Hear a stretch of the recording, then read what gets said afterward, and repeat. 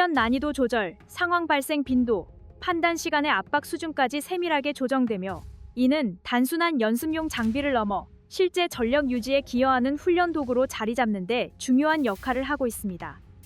이러한 협력 방식은 개발과 운용이 분리되지 않고 하나의 흐름으로 이어지고 있다는 점에서 의미가 큽니다. KF-21과 관련된 긍정적인 사례로는 조종사 평가와 교육 과정에 시뮬레이터 장비가 적극 활용되고 있다는 점을 들 수 있습니다. 훈련 결과는 객관적인 데이터로 축적되어 조종사의 조작 특성과 판단 경향을 분석하는 데 활용되고 있으며 이를 통해 개인별 보안 훈련 방향을 설정할 수 있습니다. 이는 부대 전체의 훈련 수준을 안정적으로 끌어올리는 효과로 이어지고 있습니다. 실제 비행 훈련에서 발생할 수 있는 위험 요소를 사전에 점검하고 줄일 수 있다는 점에서도 이 장비의 역할은 분명합니다. 해외 전투기 운용 사례를 보면 시뮬레이터 장비가 충분히 발전하지 못해 실전 적응 과정에서 혼선이 발생한 경우도 확인됩니다. 일부 기종은 훈련 장비의 구현 수준이 제한적이어서 실제 전술 환경을 충분히 반영하지 못했고 그 결과 실기체 훈련 비중이 과도하게 높아지는 문제가 나타났습니다. 이는 훈련 비용 증가와 함께 기체 소모를 가속화하는 요인으로 작용했으며 조종사에게 불필요한 부담을 주는 결과로 이어지기도 했습니다. 또한 훈련 장비 개량이 제조국 일정에 종속되면서 구매국이 독자적인 훈련 체계를 구축하는 데 제약을 받는 구조도 반복적으로 지적되었습니다. 이와 비교했을 때 KF-21 시뮬레이터 장비는 국내에서 주도적으로 운용과 개선이 가능하다는 점에서 구조적인 안정성을 확보하고 있습니다. 훈련 개념 변화나 운용 요구가 발생할 경우 이를 비교적 빠르게 장비 구성에 반영할 수 있는 여지가 존재하며 이는 장기 운용 측면에서 큰 장점으로 작용합니다. 단기적인 성과보다 지속적인 훈련 품질 유지에 초점을 맞춘 접근 방식은 전력 신뢰도를 높이는 데 중요한 역할을 합니다. KF-21 시뮬레이터 장비의 또 다른 핵심 가치는 실전과 최대한 유사한 훈련 환경을 반복적으로 제공할 수 있다는 점입니다. 공중 전투 상황은 단순히 조종 기술만으로 대응할 수 있는 영역이 아니며 정보 인식과 판단, 임무 우선순위 설정이 동시에 요구됩니다. 시뮬레이터 장비에서는 이러한 요소들이 하나의 훈련 흐름 안에서 자연스럽게 연결되도록 구성되어 있습니다. 조종사는 전술 상황 속에서 다양한 정보가 동시에 제시되는 환경에 익숙해지게 되고 제한된 시간 안에 합리적인 선택을 내리는 훈련을 반복적으로 수행하게 됩니다. 이 장비는 단독 훈련에만 국한되지 않고 다수의 조종사가 함께 참여하는 연계 훈련 구성까지 고려해 개발되고 있습니다. 공중에서 여러 기체가 협력하는 상황, 지상 통제와의 연동, 제한된 정보 속에서의 판단 과정 등이 훈련 내용에 반영되면서 실제 작전 환경과 유사한 압박 조건이 만들어집니다. 이러한 훈련은 실기체로 구현하기에는 시간과 비용, 안전 측면에서 부담이 크기 때문에 가상 환경에서 충분히 반복할 수 있다는 점 자체가 큰 장점으로 작용합니다. KF-21 시뮬레이터 장비는 이러한 현실적인 제약을 효과적으로 보완하는 역할을 수행하고 있습니다. 카이와 공군의 협력 사례는 2단계에서도 분명하게 드러납니다. 공군은 훈련 중 실제로 발생할 수 있는 상황 요소를 구체적으로 제시하고 개발 측은 이를 장비 구성과 훈련 시나리오에 반영하는 구조를 유지하고 있습니다.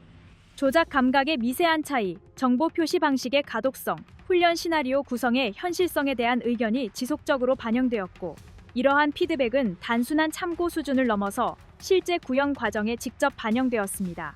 그 결과 KF-21은 공군 훈련 환경과 자연스럽게 이어지는 구성으로 발전해왔습니다.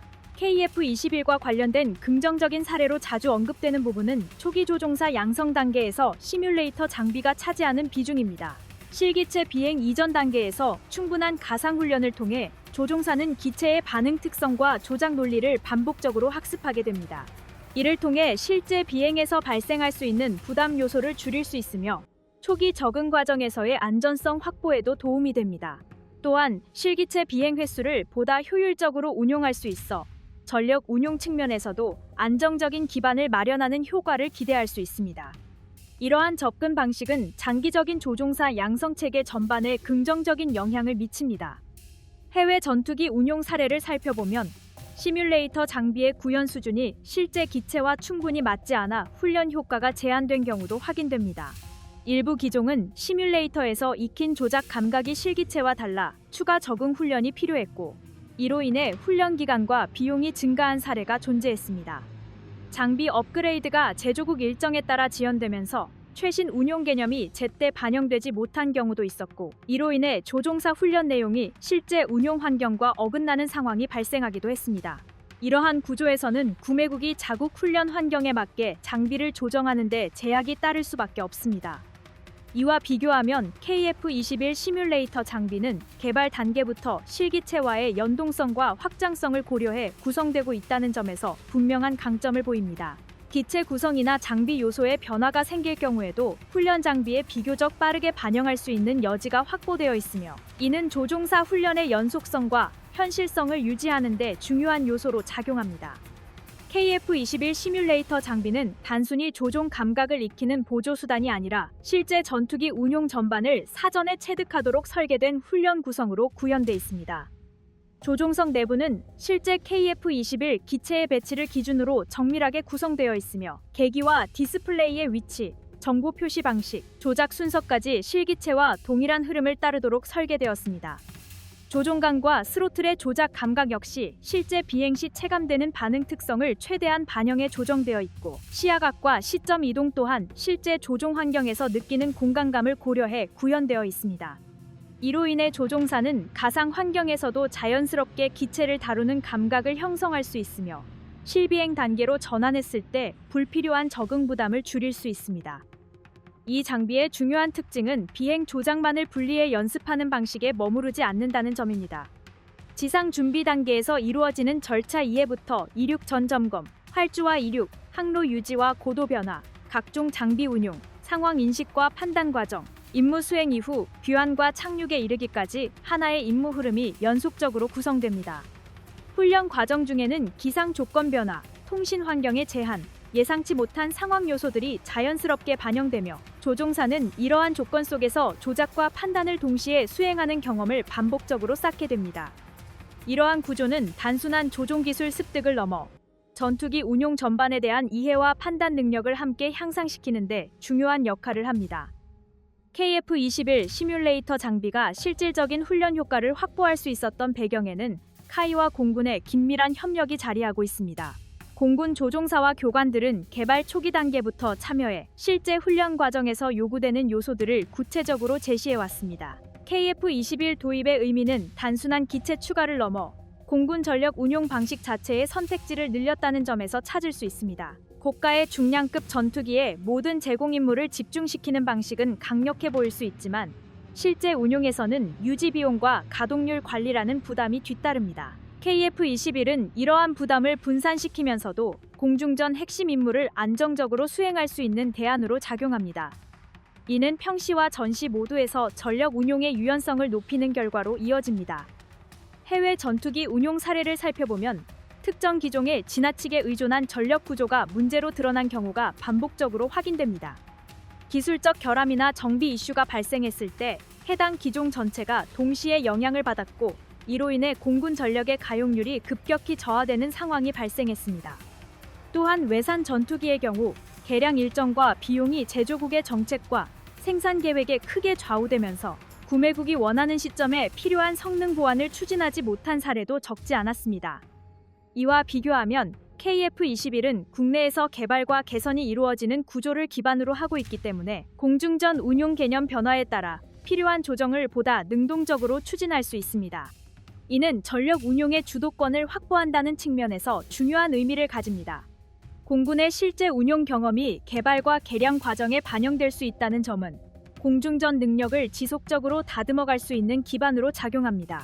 KF-21의 공중전 능력은 성능 수치 몇 가지로 평가하기 어려운 특성을 지니고 있습니다. 센서, 무장, 조종사 운용 환경이 하나의 흐름으로 연결된 구성은 공중전 전반에서 판단 속도와 대응 능력을 높이는 방향으로 작동합니다. KF-21의 공중전 능력을 역할 분담 관점에서 바라보면 이 기체는 기존 전투기를 단순히 대체하는 성격보다는 공군 전력 구조 전반을 보다 안정적으로 구성하기 위한 중심 요소로 이해할 수 있습니다. F-15가 주로 담당해온 장거리 제공 임무와 F-16이 수행해온 다목적 공중전 임무 사이에는 현실적인 운용 공백이 존재해왔고 KF-21은 바로 이 구간을 메우기 위해 설계된 기체라고 볼 수 있습니다. 이는 특정 기종의 임무가 과도하게 집중되는 구조를 완화하는 데 중요한 의미를 가집니다. 공중전에서 중요한 요소는 교전 이전 단계에서 어떤 정보를 얼마나 빠르고 정확하게 확보하느냐에 달려 있습니다. KF-21은 이러한 점을 고려해 센서 구성과 정보 처리 환경이 설계되어 있으며 조종사가 공중 상황을 입체적으로 인식할 수 있도록 구성되어 있습니다. 다수 표적을 동시에 관리할 수 있는 탐지 능력과 정보 정리 방식은 공중전에서 첫 판단을 유리하게 이끌어가는 데 직접적으로 기여합니다. 이는 F-16 초기형이나 FA-50과 비교했을 때 분명한 차이를 만들어내는 부분입니다. KF-21의 무장 운용 구조는 공중전 중심 기체로서의 성격을 더욱 분명히 보여줍니다. 중거리 공대공 무장을 기본으로 하면서도 근접 전투 상황을 고려한 구성까지 함께 운용할 수 있도록 설계되어 있으며 이는 다양한 교전 거리에서 유연하게 대응할 수 있는 기반을 제공합니다. 향후 국내 개발 무장과의 연동 가능성까지 고려한 구성은 공중전 능력이 일정 시점에서 정체되지 않고 점진적으로 발전할 수 있는 여지를 남겨두고 있습니다. 이러한 접근은 장기 운용을 전제로 한 전력 관리 측면에서 매우 중요한 요소입니다. KF-21은 F-16급 기동성을 유지하면서도 공중전 상황에서 조종사가 더 많은 정보를 더 빠르게 활용할 수 있도록 설계된 중형 전투기입니다. A사 레이더를 중심으로 한 센서 구성은 다수의 공중 표적을 동시에 탐지하고 추적하는 능력을 제공하며 이 정보가 조종석에 효과적으로 전달되도록 구성되어 있습니다. 이는 교전 상황 전반에서 판단 주도권을 확보하기 위한 설계 방향으로 이해할 수 있습니다. KF-21의 공중전 능력에서 주목할 부분은 센서와 무장 운용이 하나의 흐름으로 연결되어 있다는 점입니다. 표적 탐지, 추적, 무장 선택, 교전 판단에 있어서 조종사가 상황 전체를 직관적으로 파악할 수 있도록 구성되어 있습니다. 이는 공중전에서 중요한 첫 교전 기회를 확보하는데 직접적인 영향을 미치며 F-16 초기형이나 FA-50과 비교했을 때 분명한 차이를 만들어냅니다. KF-21의 긍정적인 사례로는 시험 비행 과정에서 공대공 임무를 전제로 한 데이터 축적이 안정적으로 이루어지고 있다는 점을 들 수 있습니다. 레이더 탐지 성능과 무장 연동 시험이 단계적으로 진행되고 있으며 이 과정에서 축적된 데이터는 향후 실전 배치 이후의 운용 안정성을 높이는 기반으로 활용됩니다. 특히 이러한 시험과 검증 과정에 국내 개발 인력과 공군 관계자가 함께 참여하고 있다는 점은 의미가 큽니다. 이는 단순한 구매와 운용의 관계를 넘어 전투기의 공중전 운용 개념 자체를 우리 환경에 맞게 다듬어가고 있다는 의미로 해석할 수 있습니다. 해외 전투기 사례를 살펴보면 공중전 능력을 강조하며 도입된 기체임에도 불구하고 초기 전력화 과정에서 센서 연동 문제나 소프트웨어 불안정으로 어려움을 겪은 경우가 적지 않습니다. 일부 기종은 공대공 성능이 기대에 미치지 못해 추가 개량이 반복되었고 그 과정에서 운용 비용과 시간이 크게 증가했습니다. 특히 개발국의 일정과 정책에 따라 개량 속도가 좌우되는 구조에서는 구매국이 주도적으로 문제를 해결하기 어려운 한계가 드러났습니다. 이와 비교하면 KF-21은 공중전 능력을 단번에 완성형으로 제시하기보다는 단계적으로 확장하고 검증해 나가는 접근 방식을 취하고 있습니다.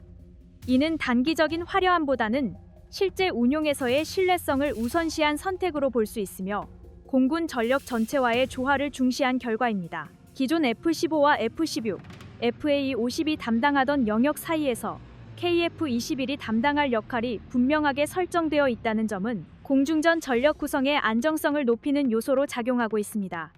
KF-21의 공중전 능력을 정확하게 이해하기 위해서는 단순히 최신 기체라는 인상이나 개별 성능 수치만을 보는 방식에서 벗어날 필요가 있습니다. 현재 대한민국 공군이 운용 중인 F-16, F-15, 그리고 FA-50이 각각 어떤 역할을 수행하고 있으며 그 사이에서 KF-21이 어떤 공백을 메우도록 설계되었는지를 함께 살펴보는 접근이 보다 현실적인 분석으로 이어집니다. 전투기는 개별 기종의 우수성보다도 전체 전력 구성 속에서의 조화와 효율이 중요하게 작용하기 때문입니다. F-16은 오랜 기간 공군의 주력 전투기로 활약해온 기체로 기동성과 다목적 운용 능력에서 높은 평가를 받아왔습니다. 비교적 작은 기체 크기와 우수한 선의 성능은 근접 공중전 환경에서 장점으로 작용해왔고 공대공과 공대지 임무를 모두 수행할 수 있다는 점도 강점이었습니다. 다만 설계 자체가 수십 년 전 기준에 맞춰져 있기 때문에 최신 공중전 환경에서 요구되는 센서 처리 능력과 정보 통합 측면에서는 구조적인 한계가 점차 분명해지고 있습니다. 개량을 통해 성능을 유지하고는 있지만 조종사가 받아들이는 정보량과 처리 부담이 늘어나는 방향으로 발전해 왔다는 점은 무시하기 어렵습니다. F-15는 제공권 장악을 목적으로 개발된 중량급 전투기로 강력한 추력과 넓은 탐지 범위를 갖춘 레이더를 기반으로 장거리 공중전에서 위력을 발휘해왔습니다. 다수의 공대공 무장을 탑재할 수 있는 구조는 단시간에 많은 표적을 상대해야 하는 상황에서 큰 장점으로 작용합니다. 그러나 기체 규모와 유지 비용이 크기 때문에 모든 공중전 임무를 F-15에 집중시키는 방식은 현실적인 부담으로 이어질 수밖에 없습니다. 실제 운용에서는 정비 시간과 가동률 관리가 중요한 요소로 작용하고 있으며 고강도 임무를 반복적으로 수행할 경우 운용 효율 저하가 문제로 지적되기도 합니다. FA-50은 성격이 비교적 분명한 기체입니다. 기본적으로 경공격과 훈련 임무를 중심으로 설계되었으며 제한적인 공중전 능력을 갖추고는 있지만 본격적인 제공 전투를 담당하기에는 한계가 존재합니다. 대신 운용 비용이 낮고 조종사 양성과 영공 경계 임무에서 효율적인 역할을 수행할 수 있다는 장점이 있습니다. 이는 공군 전력 전체를 떠받치는 기반 역할로서 중요한 의미를 가지지만 고위협 환경의 공중전에서는 역할이 제한될 수밖에 없습니다. 이러한 전력 구성 속에서 KF-21은 명확한 위치를 부여받고 있습니다. KF-21의 블록별 발전 구조에서 주목할 만한 긍정적인 사례는 공군과 개발진 간의 지속적인 협력입니다. 실제 운용부대의 요구사항이 블록 업그레이드 계획에 반영되면서 이론적인 성능 향상이 아닌 실질적인 전력 강화로 이어지고 있습니다. 이는 개발과 운용이 분리된 구조에서는 얻기 어려운 장점이며 장기적인 관점에서 전투기 완성도를 끌어올리는 중요한 요소로 작용합니다. 해외 전투기 중 일부는 초기 개발 단계에서 모든 성능을 담아내려다 일정 지연과 비용 증가로 어려움을 겪은 사례가 있습니다. 또한 전력화 이후에도 핵심 성능 보완이 지연되면서 구매국이 기대했던 작전 능력을 오랜 기간 확보하지 못한 경우도 있었습니다. 이러한 사례는 블록별 발전 방식이 단순한 타협이 아니라 오히려 현실적인 전력 구축 전략이라는 점을 보여줍니다. KF-21의 최종 목표는 특정 기종과의 성능 경쟁에서 우위를 과시하는 데 있지 않습니다. 우리 공군이 요구하는 임무를 우리 손으로 정의하고 그에 맞춰 기체를 발전시켜 나갈 수 있는 구조를 완성하는 데 의미가 있습니다. 블록 1에서 안정적인 출발을 확보하고 블록 2에서 활용 범위를 넓히며 블록 3에서 완성도를 끌어올리는 흐름은 이러한 목표를 충실히 반영하고 있습니다. 블록 3 단계에서는 KF-21의 최종 목표가 보다 구체적인 형태로 드러납니다. 이 단계에서는 스텔스 성능 강화와 함께 무장 운용 방식의 고도화가 핵심 과제로 설정되어 있습니다. 완전한 스텔스 기체를 지향하기보다는 레이더 반사율을 추가로 낮추고 내부 무장 운용 비중을 확대하는 방향으로 발전이 이루어질 예정입니다.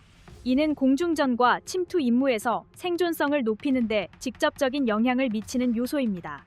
블록 3에서 중요한 점은 스텔스 성능 강화가 단순히 외형 변화에만 의존하지 않는다는 것입니다.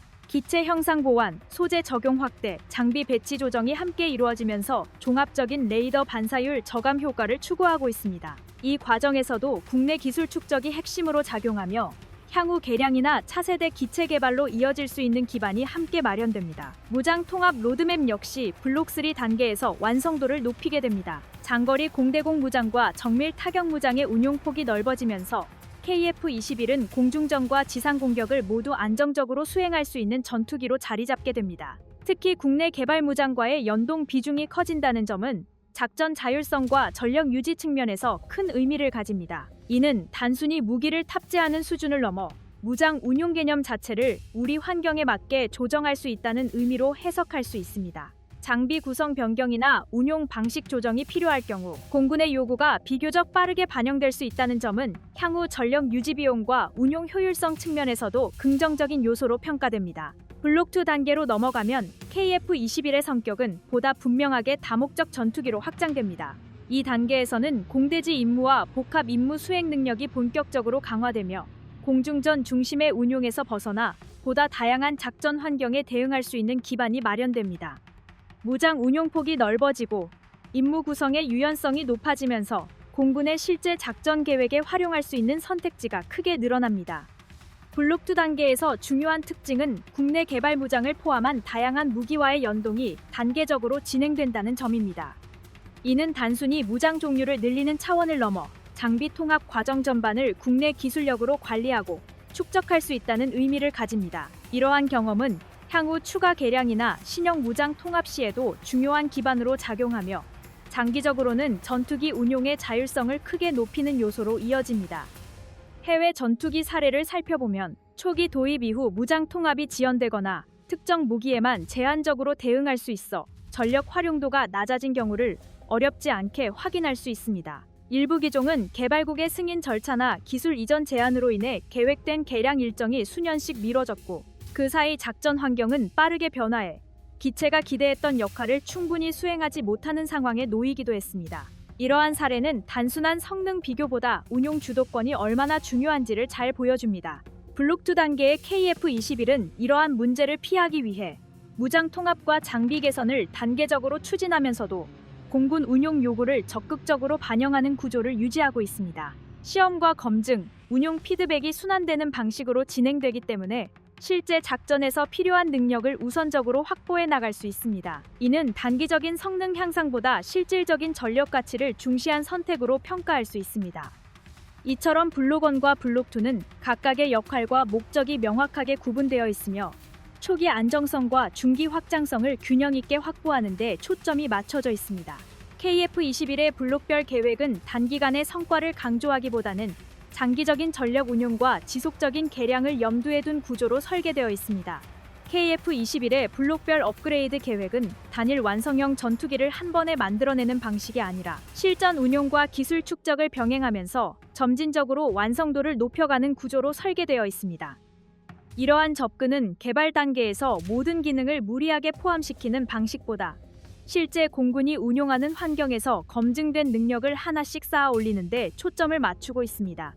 이를 통해 기체 안정성과 장비 신뢰도를 함께 확보할 수 있으며 향후 개량 과정에서도 예측 가능한 방향으로 발전시킬 수 있다는 장점이 있습니다. 특히 개발과 운용의 주도권을 국내가 유지한다는 점은 전력 유지와 발전 측면에서 상당히 중요한 의미를 지닙니다. 블록 1 단계의 KF-21은 전력화 초기 단계에서 요구되는 기본적인 공중전 임무 수행 능력 확보에 중점을 두고 있습니다. 이 단계에서 가장 핵심이 되는 요소는 A사 레이더를 중심으로 구성된 센서 장비와 이를 조종사가 효과적으로 활용할 수 있도록 정리된 조종석 정보 표시 구성입니다. 공중 상황을 빠르고 정확하게 인식하고 다수의 표적 정보를 안정적으로 관리할 수 있는 환경을 구축하는 것이 우선 목표로 설정되어 있습니다. 이는 단순한 성능 수치보다 실제 교전 상황에서 조종사의 판단 부담을 줄이고 대응 속도를 높이는 데 중요한 역할을 합니다. 블록 1의 기체 형상과 장비 구성은 완전한 스텔스 성능을 최우선으로 두기보다는 레이더 반사율을 합리적인 수준으로 낮추면서 안정적인 비행 특성과 센서 운용을 동시에 만족시키는 방향으로 설계되어 있습니다. 이는 초기 전력화 단계에서 무리한 기술 적용으로 인한 불확실성을 줄이고 공군이 실질적으로 활용할 수 있는 공중전 능력을 빠르게 확보하기 위한 선택으로 볼 수 있습니다. 블록 1 단계에서 확인되는 긍정적인 사례 중 하나는 시험 비행과 지상 시험 과정에서 핵심 장비들의 안정성이 비교적 빠른 속도로 검증되고 있다는 점입니다.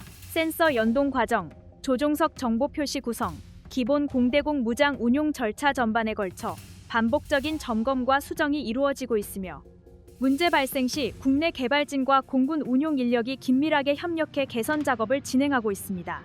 이러한 구조는 초기 전력화 과정에서 발생할 수 있는 위험 요소를 줄이는데 실질적인 효과를 보이고 있습니다. 특히 주목할 부분은 문제 해결 과정에서 외부 승인이나 장기간의 조율 절차에 의존하지 않고 국내에서 즉각적인 판단과 수정이 가능하다는 점입니다. 이는 외산 전투기를 도입해 운용할 때 흔히 겪는 제약과 비교했을 때 분명한 차별점으로 작용합니다.